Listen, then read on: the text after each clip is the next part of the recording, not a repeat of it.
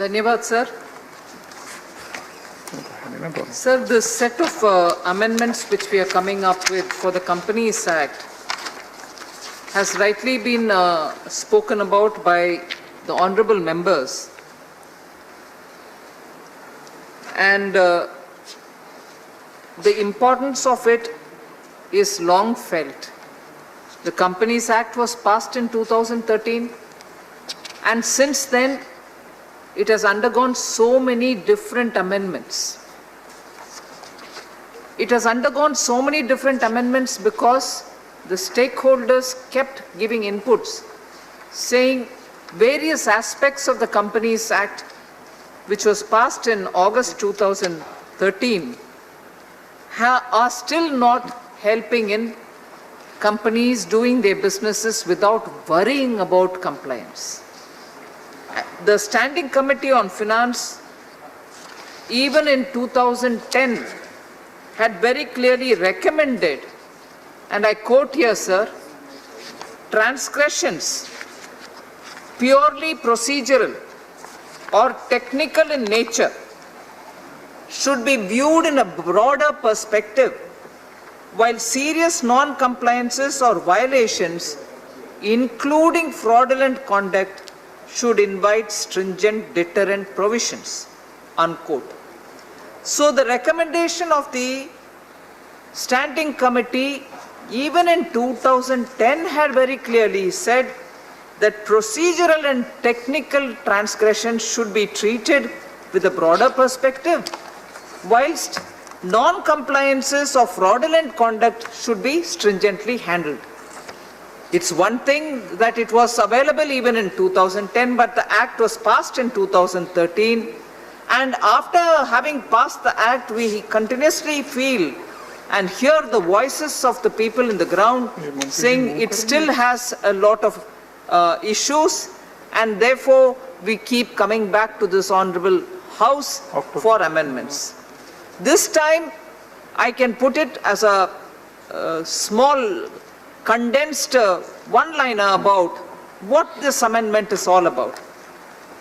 It is essentially consists of two different compartments. The first one consists of 48 amendments, all of which aim at decriminalization and related matters. The decriminalization is important, and also greater ease of living, both for the companies and also for citizens, is important. So compliance-related issues are being made simpler. There are 13, the second compartment that is, there are 13 amendments, meaning 13 sections are getting amended, one new chapter is getting added, and there are 3 new section insertions. Therefore, I like to underline the fact that the first compartment of 48 amendments are decriminalization aimed at, and the second compartment with all the 13 sections and 1 new chapter and 3 new insertions are essentially for ease of living. In the ease of living compartment that I am talking about, there is 1 new chapter that I am introducing, and that is going to help many producer organizations. And today, producer organizations don't just remain in the manufacturing realm. They can also be in the agricultural, which is the primary sector, in which they can be fishermen producers or they can be farmer producers, all of whom can get covered. And at this time, it won't be inappropriate if I highlight the fact that in my budget speech, I had very clearly mentioned that Government of India is planning to form 10,000 farmer producer organizations, all of which will have a rural impact. And therefore, this protection which comes through here, protection in the sense of giving ease of life for the farmer organizations or manufacturing organizations, producer organizations, is equally important. I wish to underline the fact, whilst we are doing decriminalization exercise, since 2013, the total number of penal provisions related sections were 134. Then it came down Today, after we pass this bill here, there will only be 124 sections which have total penal provisions. But what we are not touching, what remains like what it was in 2013, is the non-compoundable offences section. 35 of them from 2013 remain 35 even today, because we are not giving an opportunity for fraud, deceit, or injuring public interest to go away with smaller punishments.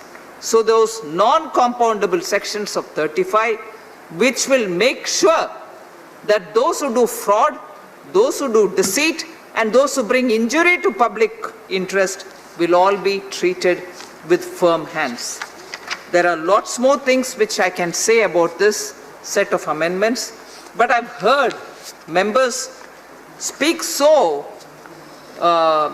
with the passion about the various amendments. They've covered all the changes that I'm bringing through here, and therefore I don't need to elaborate justifying why this Companies Act amendment will have to be passed by this August House. With that said, sir, through you, I request all the members to pass them.